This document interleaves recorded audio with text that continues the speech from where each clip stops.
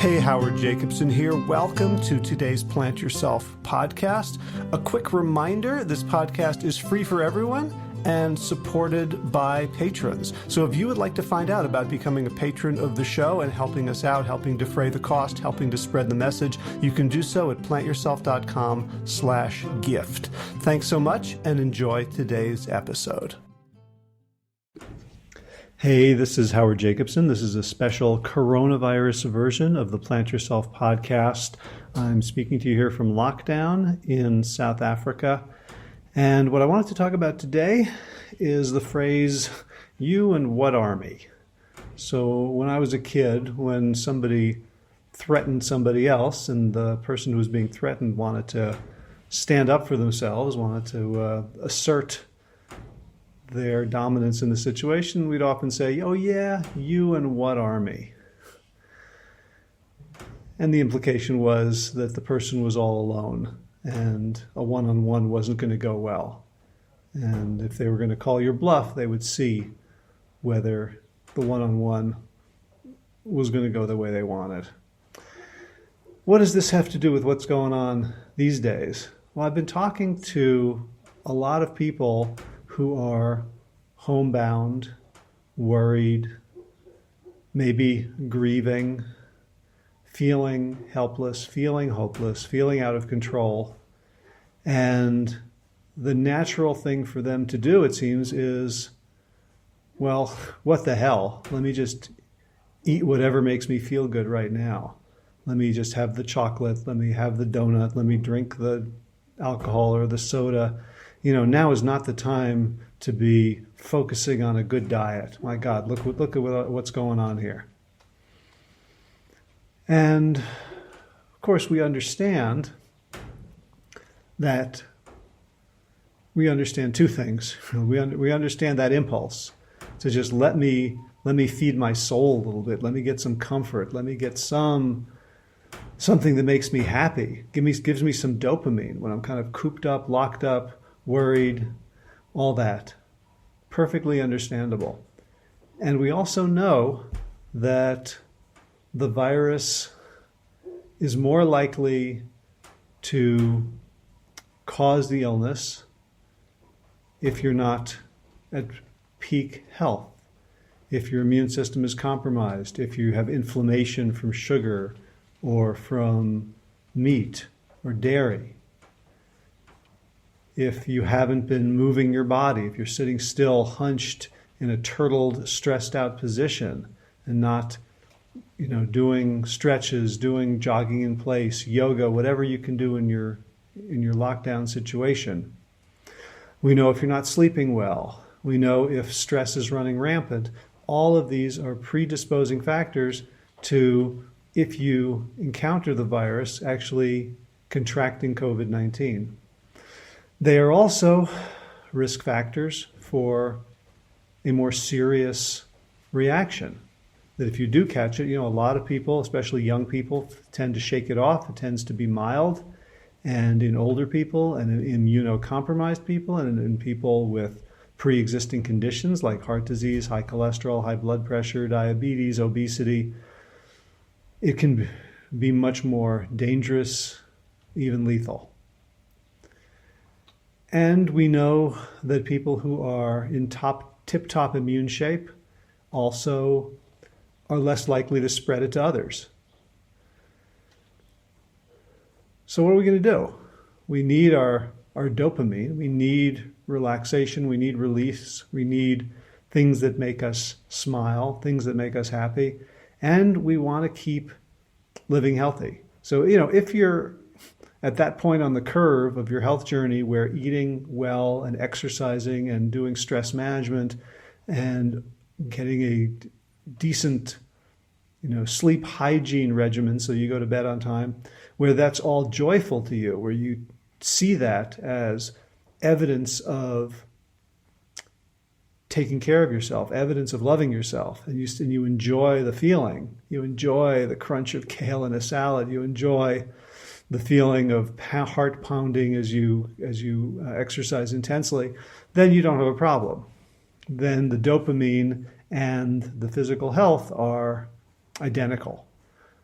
But a lot of us aren't there. A lot of us see our health behaviors as sort of little bitty punishments, right? So, well, I overate, so I got to exercise. Or I stayed in bed, so I have to, eat a grapefruit instead of a full meal.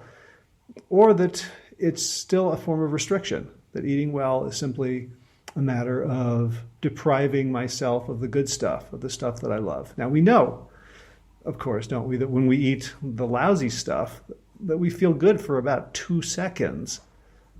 And then afterwards, we start to feel bad again because the food itself causes reactions in our body that are suboptimal, whether it's a giant glucose dump that our pancreas has to overwork to deal with, whether it's a very fatty meal where the fat gets into our arteries and then gets stored in our muscle tissue, whether it's alcohol that our body prioritizes to metabolize as a toxin. And there's the shame that comes along with eating something that we know is not good for us. So, the high, 2 seconds, and then the low can last for quite a while. So what do we do? So remember, you and what army? So we all have immune cells. We have an immune system. And it's a complicated system, and it's way more complicated than I understand or would deign to explain here. But basically, we got a bunch of cells whose job it is to go through the body and deal with foreign intruders, to deal with pathogens, viruses, bacteria, fungi. And they get fed. We feed them. And we either feed them well or we feed them poorly. Now, if you were preparing for a battle, if you were defending your town, your state, your country, your planet from an invading force that seems unreasonable with, unnegotiable with, and they're just going to come at us, do you want your troops to be well-fed, well-treated, well taken care of, or starving, haggard, sleeping in squalid conditions, right? You'd want your army to be as strong as possible. So I want you to think about your immune system as this army that you are preparing and you're urging on and you're blowing the trumpets for, and recognizing that this army is mobilized and moralized by you taking care of yourself. So it's not just for you now. It's for this army. You and that army are out there in this world in which a pandemic is raging. So think about the food that you eat in those terms. Think about the healthy meal you make with the fresh cooked veggies, with the beans, with potatoes, with healthy condiments and sauces as a mess hall for the troops that you're going to need for you, for your family, for your community, for the entire world right now. The world's gotten pretty small, has it not? We're doing this for everyone. And take a look at those sugary treats and the fatty, salty stuff, the artificial ingredients, the highly processed white sugar, white flour stuff. That's decimating your army before it even gets to fighting a real battle. There's no joy in that. So where do we get our joy? And this is me switching to the actual correct microphone, which I just noticed I hadn't been using. So apologies for the sound quality up till now.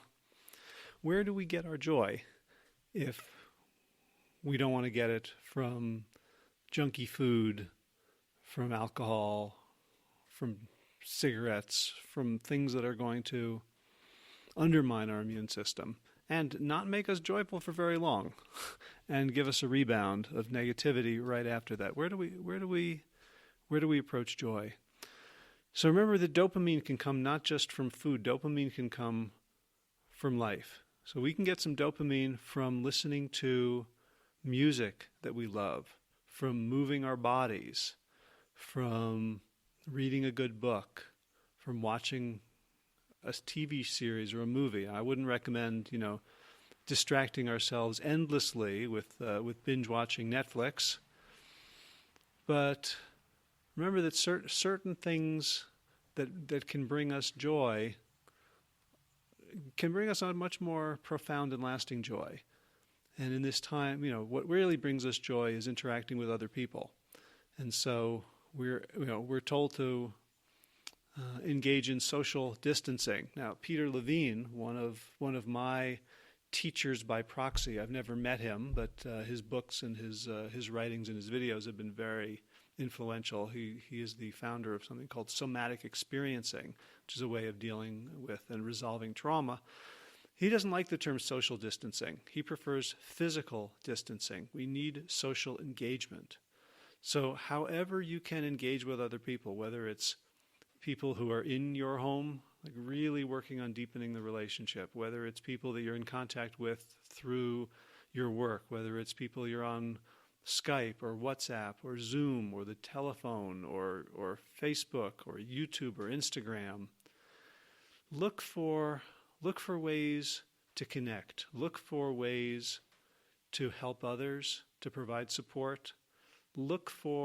Become, as a friend of mine, Chester Elton, says, a connoisseur of gratitude. Look for what is working right now. Look for what's brightening up. And that's not to say to deny anything that's going on, whether in the world or in your personal life or in your family or anyone that you've lost. It's not to paint a rosy picture on it, but simply to reaffirm life, to reaffirm that we have the capacity, we have an inborn need to be together, to sing, to dance. My friend Josh comes from Louisiana, where in New Orleans they have the second line, the tradition of the second line, which is a musical parade that follows the casket to the funeral and plays somber music at first, and then following the ceremony turns into a celebration of life. After Katrina, New Orleans had a second line as people came back together to try to rebuild. And now New Orleans again is in the center of a storm, this time of the increasingly rampant incidence of COVID-19 in that community. And they're mourning. And they're going to mourn with music, and when they can catch their breath, they're going to celebrate with music as well. Music, dance, talking to people, social engagement while practicing physical distancing, reading, writing, contemplating, meditating, doing vigorous physical exercise. Even if you're in a 2x2 space, as long as you can get high knees or high butt kickers, you can give yourself a workout. Jumping jacks, burpees, hold yoga positions, practice your breathing, practice muscle tension and relaxation, practice self-massage. If you're quarantined with someone else, share massage. Look for dopamine in new places, because this is what we've been training for. If you've been on this path, if you listen to this podcast and you have been working on living a healthier life, working on improving your physical health, your emotional health, your spiritual, psychological health, your stamina, your immune function, your outlook, this is the moment you've been training for. This is not the time to drop all of your habits, to drop your training, and simply self-medicate with stuff that's going to make it worse. All right, so I'm going to try to do these daily. I don't know if it's going to be useful or not. Feel free to not listen. Feel free to unsubscribe. Also, feel free, I'll be posting these links to these on Facebook and of course, on the Plant Yourself website. I'd love to hear comments. So again, I'm physically distant from pretty much everyone, and I would love to be socially connected with you. So again, you can always email hj@plantyourself.com, or go to the Plant Yourself Facebook page, or the Instagram, which is Ask Howie, AskHowie, or just go to plantyourself.com, and you can comment under this particular episode. So let's hang in there. If you have questions, if you have anything you'd like me to talk about, anything that would be helpful, anything at all, leave a comment there or email me directly, and I will do my best. So let's hang in there. Let's be compassionate with ourselves in every sense. Let's feed that army that's going to keep us as safe and as well as it possibly can. And let's send some love into the world, all right? Okay, take care. Be well, my friends. All right, time for thanks. Thanks to Will Ridenauer for allowing me to use his beautiful song Sabali Dawn, the Dance of Peace. You can find more of Will's music at his website, willridenauer.com. And of course, thanks to all of you Plant Yourself podcast patrons. Kim Harrison, Lynn McClellan, Anthony Disson, Brittany Porter, Dominic Maurer, Barbara Whitney, Tammy Black, Amy Good, Amanda Hatherley, Mary Jane Wheeler, Ellen Kennelly, Mr. Cobb, Rachel Behrens, Christine Nielsen, Tina Sharp, Tina Ahern, Jennifer Volkanovsky, David Bizek, The Mysterious, Michelle X, Elspeth Feldman, Leah Stoller, Alan Christensen, Colleen Peck, Michelle Landry, Josina, Sarah Durkis, Rhymes with Circus, Kelly Cameron, Wayne Pedersen, Janet Selby, hi Janet, Claire Adams, Tom Franzek, Jeanette Benham, Gil Lacert, David Donahue, Blair Cyber, Dorona Vizov, Gio and Carolyn Argentati, Jody Friesen, Ruth Ann Funderburg, Misha Rosen, Michael Warbeck, The Equally Mysterious, Tracy Z, Aviva Lael, Alicia Lemus, Rebecca Hughes, Val Linneman, Rhymes with Cinnamon, Nick Harper, Martha Bergner, Susan Ahmad, Nolly Levine, The Inscrutable Harry R., Susan Laverty, The Panda Vegan, Craig Kovic, Adam Sharf, Karen Burry, Heather Morgan, Kelly Machia, Deanne Norton, Bonnie Lynch at Plant Happy Oregon, Sabina Kurtzels, Nigel Davies, Marion Blum, Teresa Coble, Julian Rodkins, Breed O'Connell, Shannon Hirschman, Linda Ayat, Home Hedegaard, Izatuzin-Wa, Connie Hainline, Aaron Greer, Alicia Davis, Heather O'Connor, Carolyn Jensen, Sherry Orlikoski of Plant Powered for Health, Karen Smith, Scott Morani, Karen Jo Crabtree, Tanya Lewis, Kirby Burton, Teresa Carell, Kevin McCauley, Elizabeth Rothschild, Ann Jesse, Cheryl Dwyer, Jenny Hazelton, Valerie Peltier, Peter W. Evans, Colleen Harrison, Justin Divich, Joshua Sommermeyer, Dennis Bird, Darby Kelly, Lori Fanny, Linnea Lundquist, Valerie Hummel, Emily Iaconelli, Levy Wallach, Rosamund McAtee, Dan Picorni, Stephen Lehman, Patty DiMartino, Mike and Donna Kartz, Deanne Bishop, Bill Brielf, Gunter Schmidt, Marjorie Lewis, Kelly Molden, Trish Adams, Ian Kramer, Nancy Sheldon, Lindsay Bayshore, Gunmarie Hagan, Tracy Gullidge, Laura Heaton, Meg from Mama Says, Rochelle Kennedy, Diana Goldman, Stacey Stokes, Ben Savage, Michael Kay, Holly Butler, David Hughes, Connie Rogers, Claire England, Sally Robertson, Param Ganshi, Amy Daly, Brian Tourville, Mark Jeffrey Johnson, Josie Dempsey, Karen Schmidt, Pamela Hayden, Emily Perryman, Olga Sidorowska, Allison Corbett, Richard Stone, Lauren Vaught of Edible Musings, Aaron Hasty, Sean Owen, Sagar Nayak, Erica Piedra, Danielle Roberts, and Michael Lushton for your generous support of the podcast. That's it for now. As always, be well, my friends.